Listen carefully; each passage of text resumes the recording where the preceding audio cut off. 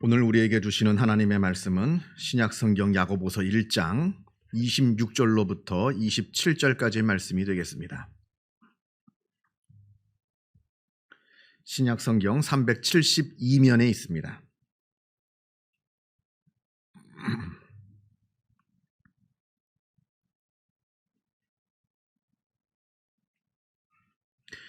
야고보서 1장 26절과 27절 말씀을 봉독합니다. 이 계시의 말씀을 봉독할 때에 살아계신 하나님의 음성을 다 함께 들으실 수 있기를 바랍니다. 누구든지 스스로 경건하다 생각하며 자기 혀를 제갈 물리지 아니하고 자기 마음을 속이면 이 사람의 경건은 헛것이라. 하나님 아버지 앞에서 정결하고 더러움이 없는 경건은 곧 고아와 과부를 그 환난 중에 돌보고 또 자기를 지켜 새 속에 물들지 아니하는 그것이니라. 아멘. 우리가 성경 중에 복음서를 읽어보면 거기에 예수님의 별명이 두 가지가 나오는 것을 보게 됩니다. 하나는 세리와 죄인들의 친구, 또 다른 하나는 먹고 마시기를 탐하는 자. 둘 다 그리 명예스럽지 못한 그런 별명들입니다. 이 당시 무릇 경건한 사람이라고 한다면 자기의 친구들을 사귈 때 사람들을 가려서 사귀었습니다. 이건 지금도 마찬가지입니다. 유유상종이라고 하지 않습니까? 우리가 어떤 사람을 평가할 때 그 주변의 친구들이 어떠한가를 봅니다. 그 친구들을 보면 그 사람이 대충 어떠한 사람인지 짐작할 수가 있습니다. 주변에 정직하고 성실한 친구들을 많이 둔 사람이라고 한다면 그 사람은 보나마나 정직하고 성실한 사람일 겁니다. 그러나 반대로 주변의 친구들이 하나같이 불량하고 또 문제가 많은 친구들이라고 한다면 보나마나 그 사람도 그 친구들처럼 불량하고 문제가 많은 사람일 겁니다. 이것이 상식일진데, 그런데 우리가 예수님을 보면 그 주변에 하나같이 불량한 사람들이 있었습니다. 그 당시 사람들이 평가하기에 죄인 중에 죄인이요, 그리고 아주 가장 저질적인 그런 사람들, 바로 세리들, 그리고 창녀들, 이런 사람들이 예수님의 주변에 있었습니다. 자, 먼저 세리들. 그 당시 세리라고 하는 사람들은 더러운 죄인들의 대명사였습니다. 사람들이 세리를 얼마나 더럽게 여겼는지 거지들도 세리의 돈은 받지 않았습니다. 더러운 돈이라고. 차라리 내가 굶어 죽고 말지. 저 세리의 돈은 못 받겠다는 겁니다. 너무나 더러워서. 그 정도로 사람들이 세리를 업신여기고 세리를 가까이 하려 하지 않았습니다. 또 죄인들, 창녀들을 말합니다. 성경이 점잖게 죄인들 이렇게 썼을 뿐이지 그 죄인들은 바로 창녀들을 말합니다. 이런 세리들, 창녀들, 그 밖에 여러 죄인들이 예수님 주변에 늘 있었습니다. 여러분 한번 생각해 보시기 바랍니다. 제가 가끔 교회에 친구들을 데리고 오는데 그 친구들이 점잖은 친구들이 아니라 하나같이 불량배 같은 사람들, 온몸에 문신을 하고 입에는 욕을 달고 살고 그런 사람들을 제가 친구랍시고 자꾸 교회에 데리고 오면 여러분들도 저를 이상한 눈으로 보지 않으시겠습니까? 그런 겁니다. 자, 그리고 예수님의 또 다른 별명, 먹고 마시기를 탐하셨다. 이 당시 경건한 사람이라고 한다면 누구나 늘 먹는 것에 절제를 하였습니다. 그뿐 아니라 금식을 자주 하였습니다. 그래서 얼마나 저 사람이 금식을 자주 하느냐, 그걸 보면 그 사람이 얼마나 경건한 사람인지를 알 수 있었습니다. 그래서 금식이란 그 사람의 경건함을 나타내는 하나의 지표였습니다. 그래서 우리가 누가복음 18장을 보면 성전에서 바리새인이 기도하기를 자기는 일주일에 2번 금식한다 합니다. 자랑하는 거죠. 하나님께 지금 자랑하는 겁니다.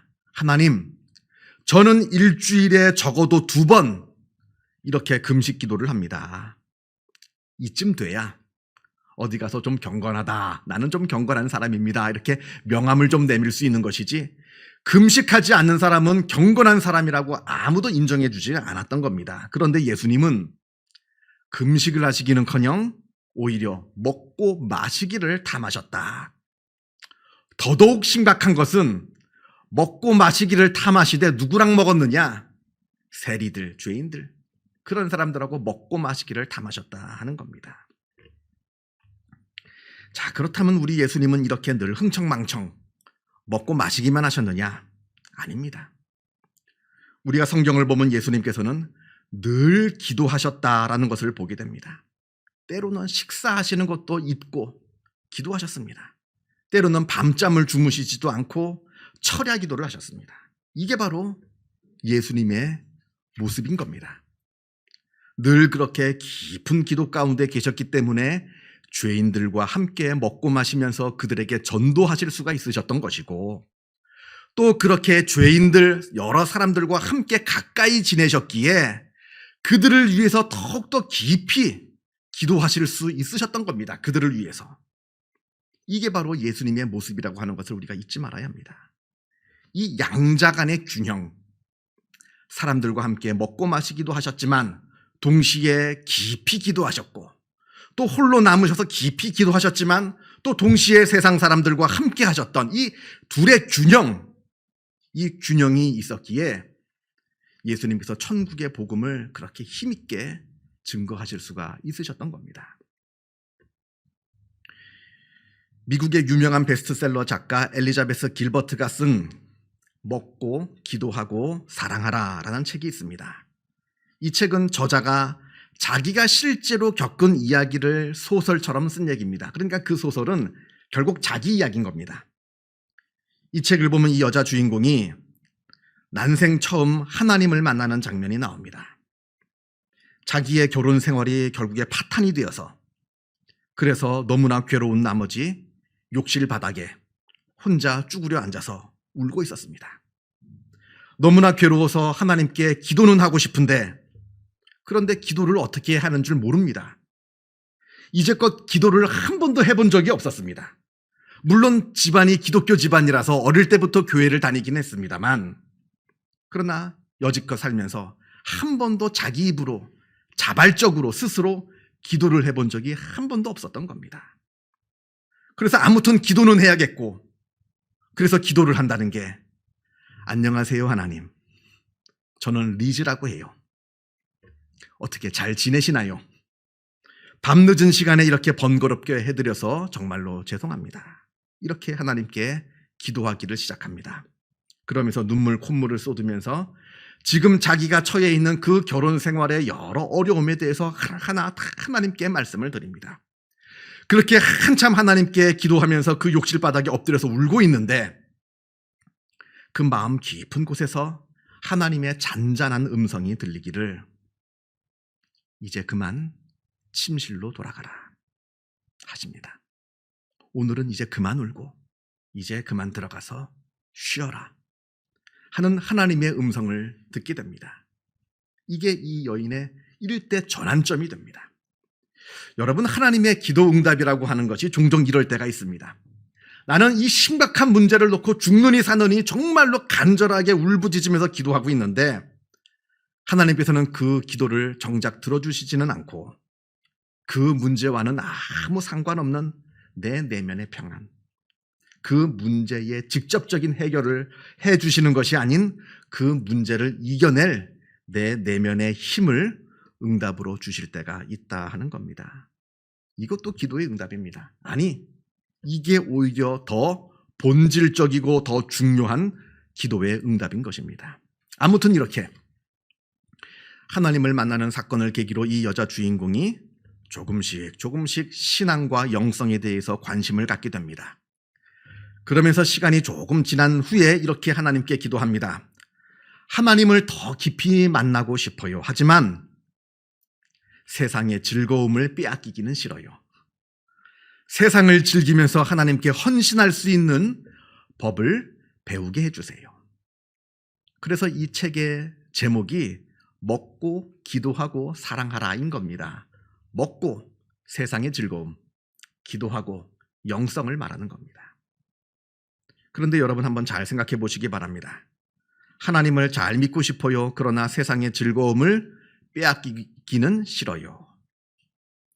뭘 말하는 겁니까, 솔직하게?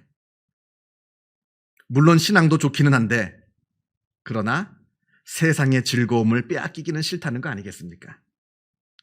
신앙과 세상의 즐거움, 이 양자 간의 이 두 가지 중에 그 무게의 중심이 세상 속에 들어가 있는 겁니다. 세상의 즐거움을 빼앗기기는 싫어요, 하나님. 아무리 신앙이 좋은 거라 할지라도. 이 뜻 아니겠습니까? 그러면서 이렇게 기도하던 이 주인공이 조금씩 시간이 지남에 따라서 신앙과 영성에 대해서 조금씩 눈을 뜨게 되고, 그러면서 신앙과 세상이라고 하는 이 둘 사이에 진정한 균형을 잡아간다 하는 것이 바로 이 책의 내용인 겁니다. 성도 여러분, 여러분은 신앙과 세상 속에서 균형을 잘 맞추면서 살아가고 계십니까? 아니면 어느 한쪽으로 지나치게 기울어져 있어서 그 균형이 깨어진 채 망가진 삶을 살아가고 있지는 않으십니까? 여러분, 아무리 신앙이 좋은 거라 할지라도 지나치게 우리의 삶이 신앙으로만 기울어져 있으면 우리 일상이 다 망가집니다. 그건 절대로 좋은 신앙이 아닙니다. 아무리 신앙이 좋은 거라 할지라도 지나치게 믿음으로 기울어져 있어서 내 일상이 다 망가진다. 그건 좋은 게 아닙니다. 그러나 반대로 지나치게 세상으로 기울어져 있어서 우리의 신앙과 영성이 다 망가져 버리는 것, 이건 더더욱 일어나서는 안 되는 일입니다. 그런데 제가 죄송합니다만 제가 보기에 자기의 일상이 망가질 정도로 지나치게 신앙으로 기울어져 있는 분, 제가 본 적이 없습니다. 여태까지 그런 분이 없진 않겠습니다만 제가 지금까지 살아오면서 저 사람은 너무 열심히 믿어서 신앙 때문에 자기의 일상이 다 망가져 버리는구나, 이렇게 걱정되는 사람을 본 적은 없습니다. 오히려 그 반대로 너무나 세상에 기울어져 있어서 그 신앙이 다 망가져 버리는 사람, 그런 사람들은 너무나 많이 보았습니다. 지금 서점가에 사랑하지 않으면 아프다라는 책이 나와 있습니다. 이 책은 독일의 최고의 뇌과학자인 게랄드 휘터라는 분이 쓴 책인데요. 이 책에서 말합니다. 우리 인간이 질병에 걸리는 이유, 아프잖아요, 우리 인간들이. 질병에 걸리는 이유, 그건 물론 외부의 원인도 있습니다. 예를 들면 바이러스나 아니면 박테리아 같은 것이 우리 몸에 들어와서 우리가 질병에 걸리는 그런 외부적인 원인도 있겠습니다만, 그러나 우리가 질병에 걸리는 대부분의 경우, 그리고 진짜 중요한 이유는 우리 몸 내부에서 그 신진대사가 균형을 잃어서, 그래서 면역력을 상실하였기 때문에 질병에 걸리는 것이 바로 대부분이다, 이렇게 진단을 합니다.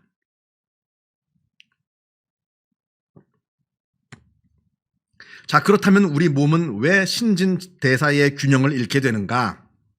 그 이유를 각종 불안, 스트레스 때문이라 합니다. 그 스트레스를 받게 되고 우리가 불안하게 되면 우리 몸에 나쁜 호르몬을 배출하게 되어서 우리 몸의 면역력이 떨어지게 된다, 이렇게 말합니다. 그렇다면 왜 우리 인간은 그렇게 불안에 떨며 스트레스를 받으며 살아가고 있느냐? 그 대답을 이 저명한 뇌과학자가 이렇게 분석을 합니다. 그건 우리를 절대로 행복하게 만들어주지 못할 것을 가지고 그것으로 행복해지려고 하기 때문이다. 단호하게 이야기합니다. 예를 들자면 세상에서의 성공, 출세, 더 많이 돈 버는 것, 이것들은 절대로 우리를 행복하게 만들어주지 못함에도 불구하고 대부분의 사람들은 여기에서 행복을 찾으려 하고 있으니까 인간은 점점 불안해지고 스트레스를 받게 되는 것이고, 그러한 정신적인 불안과 스트레스로 말미암아 신진대사의 균형이 무너지는 것이고, 그래서 결국 우리 인간은 육체의 질병을 얻게 되는 것이다, 이렇게 말합니다. 무엇을 지금 말하는 겁니까? 그렇다고 해서 우리가 세상의 것을 다 내버리고 산속으로 들어가라, 이걸 말하는 겁니까? 아닙니다. 균형이 중요하다는 겁니다. 물질 세계와 정신 세계의 균형, 세상에서의 삶과 내 영적인 삶의 균형, 이 균형이 잘 이루어질 때 우리는 진정으로 행복하고 건강한 삶을 살 수 있게 되는 것이고, 이 균형이 깨어질 때 우리는 늘 불안하고 만족스럽지 못한 불만족스러운 그런 불행한 삶을 살게 된다는 겁니다. 지금 나의 삶, 어디로 기울어져 있습니까? 지나치게 지금 세상으로 기울어져 있지는 않습니까? 그렇다면 내 삶의 중심을 조금 더 영적인 삶으로 옮겨 놓을 필요가 있는 겁니다.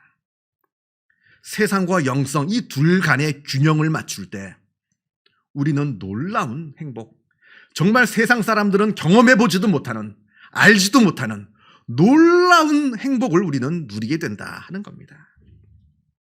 자, 저는 그런 의미에서 여러분들에게 새벽 기도를 말씀드리고 싶습니다. 오늘 하루라고 하는 이 시간, 이 하루의 첫 시간을 기도라고 하는 영성의 삶으로 시작하는 겁니다. 하루의 시작을 영성에서부터 시작하는 겁니다. 오늘이라고 하는 이 선물 같은 시간을 주신 하나님께 감사하면서 또 오늘 하루를 하나님께 의탁하는 기도, 이러한 기도로 하루를 시작하는 사람과 헐레벌떡 늦어서 급하게 세상 속으로 뛰쳐나가는 그 사람의 삶, 이 두 삶이 같을 수가 없습니다. 삶의 질이 같을 수가 없다는 겁니다. 물론 일주일에 한 번 예배를 드리죠. 이것도 영적인 삶이니까. 그러나 그것만으로는 부족한 겁니다. 매일매일을 영성의 삶에서 시작하는 겁니다. 그렇다고 무슨 대충 이빨 닦으면서 한 10초 동안 하나님 오늘 함께 해주세요, 이런 기도를 말하는 게 아닙니다. 적어도 20분, 아니 아무리 못해도 10분 이상 깊은 기도로 들어가서 하나님께 기도하며 그 기도의 힘으로 오늘 하루를 시작하라는 겁니다. 그때 아주 놀라운 경험을 하게 될 겁니다. 혹시 댁이 머셔서 우리 교회에 새벽 기도에 나오기 힘드신 분들은 집 가까운 곳에 있는 교회를 꼭 출석하셔서 새벽 기도를 하시기를 바랍니다. 그리고 내가 아무리 시간을 조정해봤자 이게 도무지 새벽 기도 시간과 맞추기 힘들다. 우리 교회 같은 경우에는 6시 시작하는데 이 6시가 어떤 분 같은 경우에는 너무 이를 수도 있고 너무 늦을 수도 있고, 내가 아무리 시간 조절을 해봤는데 내가 게을러서가 아니라 내 일정상 도무지 시간이 맞지 않는다 하는 분들은 개인적으로 집에서라도 꼭 아무리 짧아도 10분 이상, 그리고 20분 이상 바라기는 깊이 기도할 수 있는 시간과 공간을 확보하시기를 바랍니다. 근데 사실 이게 어려워요. 내가 혼자, 누가 강제하지도 않는데 내가 내 시간을 일부러 만들어서 내가 만든 공간에서 기도를 꾸준히 한다는 거 쉬운 거 아닙니다. 차라리 새벽 기도 나오는 게 쉽지. 아무튼 그렇게 하시라는 겁니다. 아무튼 그렇게 하루의 첫 시간을 영성의 시간으로 시작할 때 그때 우리의 삶의 균형이 조금씩 이루어지게 될 겁니다. 균형이 깨어졌던 것이 다시 균형을 잡게 된다는 겁니다. 그렇게 우리가 세상과 영성 속에서 조금씩 균형을 잡아갈 때 우리의 삶은 더욱 의미 있고 가치 있는 삶의 모습으로 바뀌게 될 거라는 겁니다. 오늘 본문 27절에 경건한 삶이란 어떠한 삶을 말하는지 우리에게 보여줍니다.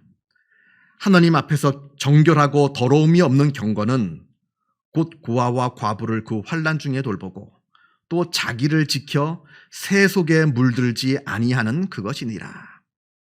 하나님 앞에서 경건한 삶이란 먼저 새 속에 물들지 않는 삶이라고 말합니다. 이 삶은 세상을 떠나서 산속에 들어가란 말이 아닙니다. 세상 속에서 완전히 벗어나서 아무도 없는 곳에 나 혼자 살라는 이야기가 아닙니다.